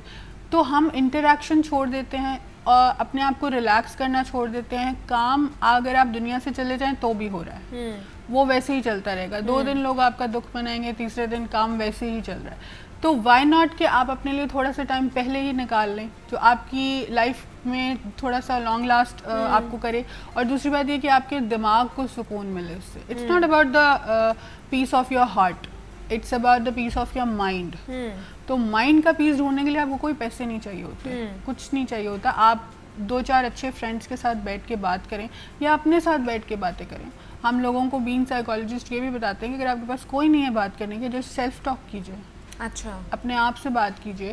कहते हैं ना दीवार से भी मशवरा कर लेना चाहिए, तो आप अपने आप से भी बात कर सकते हैं। कोई आपको करोड़पति या लाखपति होना ज़रूरी नहीं है। अगर आपको सेल्फ केयर करनी है, आपको सिर्फ थोड़ा सा उसको टेक्निकली देखना है कि कहाँ पे मैं अपने आप को एक्सटर्नल एलिमेंट से बचा सकता हूँ। हमारा सोशल मीडिया जो है एक तरह से बहुत फ़ायदा भी देता है, लेकिन नुकसान इस तरह से देता है कि हम बहुत ज़्यादा अनड्यू चीज़ों का स्ट्रेस ले लेते हैं। अच्छा, जैसे मर्द हजरात या ख़वातीन, कई लोगों को हमारे घरों में आप देखेंगे सुबह सुबह न्यूज़ चैनल लगे होते हैं और बहुत ऐसी न्यूज़ जो कल की रिपीट हो रही है वो रिपीटेडली चल रही है और हम उसको डिस्कशन में ले आते हैं। बहुत सारी ऐसी चीज़ें हैं जो दूसरे कंट्रीज़ में हो रही हैं, उनसे हमारा कोई लेना देना नहीं है, लेकिन हम उसका टेंशन ले लेते हैं। आज अमेरिका में ये हो गया, इंडिया में ये हो गया, भाई हमारा क्या उससे वो है। मतलब आप उस चीज़ का क्यों स्ट्रेस ले रहे हैं? आप उस चीज़ का स्ट्रेस लीजिए कि आपके सर पे दर्द है कल से, तो क्यों हो रहा है। और आपकी सराउंडिंग में अगर कोई बीमार है, कोई प्रॉब्लम में है, कोई अब्सर्ड बिहेव करे तो वो क्यों कर रहा है। मतलब लिमिट आपकी कम होगी तो आपका स्ट्रेस कम होगा। इसके लिए आपको कोई पैसे या कोई ऐसी चीज़ नहीं चाहिए। You need to just be technical. मतलब ना ज़्यादा बहुत ज़्यादा वक्त भी नहीं चाहिए आपकी सेल्फ़ केयर के लिए, और ना ही बहुत ज़्यादा आपके पास पैसा होगा तो आप अपनी सेल्फ़ केयर कर सकते हैं। इसके लिए बस मेरे ख्याल से आपकी हाजिर दिमागी होनी चाहिए या आप मेंटली फिट हों, तभी आप अपनी सेल्फ़ केयर भी कर सकते हैं। 24 घंटे में से 1 घंटा अपने लिए निकाल लें जिसमें आपका दिल और दिमाग दोनों हैप्पी होते हैं। अच्छा, अब जैसे आपने कहा कि 1 घंटा अपने लिए निकाल लें, उसमें भी आजकल बहुत से लोग ये कहते हैं जी एक होता है ना कि ये मी डे है कि मुझे थोड़ा सा मेरा मी टाइम चाहिए। अब लोग कहते हैं मी टाइम क्या है, इसमें क्या ही आप कर सकते हैं। अब आप अगर आप अपनी फैमिली के साथ बैठे हुए हैं, आप अपने घर में बैठे हुए हैं, अच्छा खाना खा रहे हैं, तो वो भी तो आपका मी टाइम है। बट आप अपने साथ कुछ वक्त बिताना चाहते हैं जिसको आप मी टाइम कहते हैं, उसमें आप घर में कोई चीज़ कर सकते हैं, अपनी डिफरेंट एक्टिविटी, कहीं बाहर आ सकते हैं, आपकी मर्ज़ी है। लेकिन लोग इसको भी मिसकॉन्सेप्ट इसका भी लेते हैं। मैं लोगों को ये कहती हूँ कि अगर आपने मी टाइम गुजारना है ना, सबसे पहले आप एक छोटा सा चीज़ करेंगे, अपने फ़ोन को साइड पे रख दें, उसको ऑफ़ कर दें। ऑफ़ कर दें। आपको पता होना चाहिए कि घंटे में कोई तूफ़ान नहीं आएगा, कोई क़यामत नहीं आएगी, मुझे 1 घंटा फ़ोन बंद कर देना है। और उसके बाद जब जो आपको कोई कॉल मैसेज आ रहा है, कोई भी चीज़ आ रहा है, आप उसके बाद उसको आंसर करें। आपको सोना है तो आप बहुत सारे लोगों के डिफरेंट मी टाइम होते हैं। ऐसे है। कुछ मूवी देख के खुश होते हैं। मुझे पूछ लेना, मैं शूज़ पेंट करके खुश होती हूँ। अच्छा। उसको वो मेरी इतनी अच्छी हॉबी है कि उसको मैंने ब्रांड बना लिया। वाह। सो मैं उस तरह से खुश होती हूँ। कुछ लोगों को स्पेसिफिकली कोई टीवी पे कोई चीज़ देख के खुशी होती है, तो उस दौरान आप लोगों से कनेक्शन बंद कर दें। जो हम करते हैं ना, मूवी देख रहे हैं लेकिन बीच में टेक्स्ट को भी आंसर कर रहे हैं, वो भी टेंशन ले रहे हैं, मूवी भी चल रही है। तो आपने जब मी टाइम का मतलब है सिर्फ आपका टाइम, जिसमें आपने अपने बारे में सोचना है, अपने आप को गौर से देखें। हम लोग एक टेक्निक होती है, हम उसको मिरर टू मिरर टेक्निक कहते हैं। अच्छा। लोगों को हम नॉर्मली गाइड करते हैं कि अगर आपने मी टाइम गुजारना है, उसका सबसे पहला स्टेप क्या होगा, जो टेक्निकल हम टिप्स देते हैं उसमें ये होता है कि आप मिरर के सामने खड़े हो जाएं and eye to eye contact अपने साथ ही बनाएं और अपने आप को सजेशन दें कि I am the beautiful most person in the world और आई हैव मच कैपेबिलिटीज़, और इस तरह की कुछ सजेशंस होती हैं। वो आपको पॉजिटिव इफ़ेक्ट देता है आपके माइंड को, क्योंकि हमारे बीइंग साइकोलॉजिस्ट हमारे अकॉर्डिंग मी टाइम जो होता है या जो आपका सेल्फ केयर या सेल्फ लव है, it is about making your mind happy. अच्छा, it's not about making your people happy around you, क्योंकि हम बहुत सारा कुछ कर रहे होते हैं जी, और हम सबसे पहले अपने आप को नेगेट करते हैं, भूल जाते हैं, बिल्कुल ऐसे भूल जाते हैं। जब हमें अपना आप याद आता है तो फिर वो जब अपनी डस्टिंग करते हैं ना, तो बहुत कुछ ऐसा निकलता है जो बिल्कुल देखने के काबिल नहीं होता। तो इसीलिए सेल्फ केयर या self love is most important thing. ये लोगों को बहुत देर में समझ आएगा, अभी भी लोगों को इसका कॉन्सेप्ट नहीं है और नहीं समझ आता, क्योंकि हम वो था ना, अभी मैं मूवी देखना चाहती हूँ या मैं बाहर कहीं जाना चाहती हूँ, कुछ खाना चाहती हूँ, अच्छा पहले मैं ये कर लूँ, फिर जाऊँगी, पहले मैं ये कर लूँ, सारे काम खत्म कर लूँ, उसके बाद मैं इतनी थक जाती हूँ फिर के कुछ और किया नहीं जाता, या जो सोचा हुआ होता है वो किया नहीं जाता। तो वो जब निगेट होती जाती है ना वो चीज़, तो वो कहीं ना कहीं क्लॉग हो रही होती है, जमा हो रही होती है स्ट्रेस के सूरत में। तो वो स्ट्रेस आपको या तो दिमागी तौर पे बीमार करेगा या फिजिकली आप बीमार पड़ेंगे। अच्छा, इसमें सिर्फ ये नहीं हम बात करें कि सिर्फ औरतों को ये चीज़ होती है, मर्दों को भी ये चीज़ चाहिए होती है। ये स्ट्रेस फैक्टर्स होते हैं, वो भी अपनी सेल्फ केयर करना भूल जाते हैं, इतने प्रेशर्स उनके ऊपर होते हैं घर के, बाकी सारी चीज़ों के भी, तो उनको भी ये चीज़ करनी चाहिए, उनके भी बड़ी हेल्पफुल होती है। वैसे मर्द करते हैं, आपके पास जो पेशेंट्स आते हैं उनमें मर्द हजरात आते हैं, तो वो क्या करते हैं ये चीज़ें? नहीं, और अगर मर्द करते हों तो हमारे पास क्यों आए?